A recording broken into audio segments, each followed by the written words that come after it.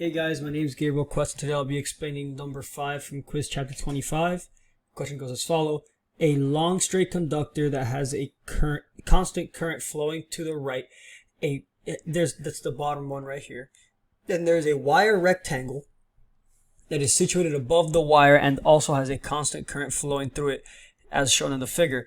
Which of the following statements is true? So what we're looking for here, first of all, we want to notice that the bottom of the rectangle is flowing in the same direction as the conductor that's there. So we have with flowing current, there's some sort of attraction.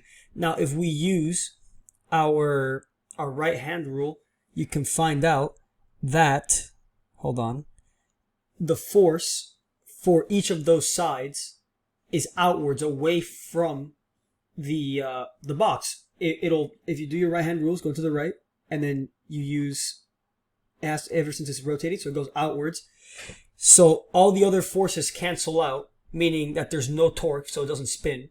But the one thing we are left with is the attraction between the bottom wire of the rectangle and the conductor that's under it. So meaning that the attraction will pull the wire rectangle downward, which is the answer we have here.